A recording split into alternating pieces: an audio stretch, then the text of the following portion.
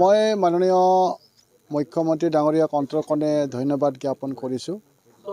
তেওঁ 200 বছৰীয়া চাহ বাগিচাৰ ইতিহাসৰ স্বীকৃতি হিচাপে মাননীয় মুখ্যমন্ত্ৰী ডাঙৰীয়া আমাৰ শ্ৰমিক ৰাইজক 5,000 টকাকৈ এক অনুদান আগবঢ়াইছে আৰু মই আশা কৰিছোঁ যে নিশ্চিতভাৱে তেখেতৰ এই অনুদানে আমাৰ শ্ৰমিক ৰাইজলৈ যথেষ্ট প্ৰেৰণা আৰু সাহস যোগাব আৰু তেওঁলোকে পুনৰ উদ্যমেৰে এখন চাহ বাগিচাত তেওঁলোকৰ সেৱা কাৰ্য তেওঁলোকে আৰু শক্তিশালীভাৱে কৰি যাব।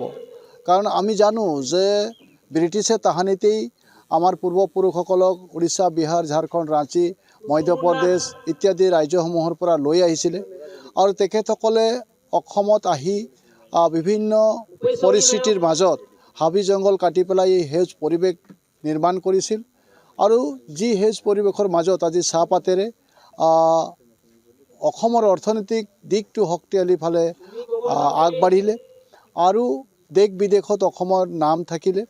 গতিকে সেই স্বীকৃতি হিচাপে আজি 5,000 টকাকৈ প্ৰত্যেকজন শ্ৰমিকক দিয়া হৈছে।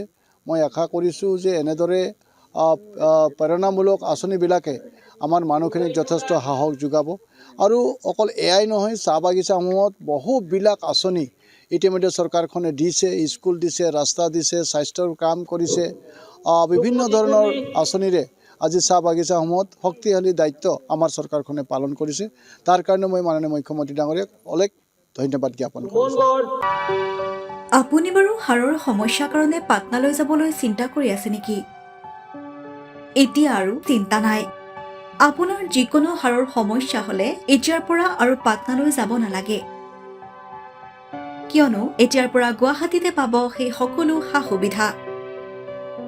গুৱাহাটীৰ আমিনগাঁৱত অৱস্থিত Patna orthopaedic and multi speciality হস্পিটেলত কম খৰচতে পাব সেই সকলো উন্নত মানদণ্ডৰ চিকিৎসা সেৱা, য'ত অভিজ্ঞ চিকিৎসকৰ দ্বাৰা সম্পন্ন কৰা হয় বিভিন্ন ধৰণৰ হাড়ৰ অস্ত্ৰোপচাৰ। বৰ্তমানলৈকে 3,000তকৈও অধিক ৰোগী সুস্থ হৈছে। हमारे हॉस्पिटल में ऑर्थोपेडिक्स से रिलेटेड हर तरह का इलाज जैसे कि joint replacement, trauma surgeries, spine surgeries, Ilizarov surgeries और की होल सर्जरी जिसको आर्थ्रोस्कोपी कहते हैं, उसका इलाज संभव है। উন্নত মানদণ্ডৰ সা সুবিধা থকা হস্পিটেলখনত আছে 3টাকৈ VIP ৰুম, 11টা কেবিন, জেনেৰেল ৱাৰ্ডত আছে 12খনকৈ বিচনা তথা 7খনকৈ বিচনাযুক্ত ICU। তাৰোপৰি এই হস্পিটেলখনৰ ভিতৰতে আছে ফাৰ্মাচীৰো সা সুবিধা।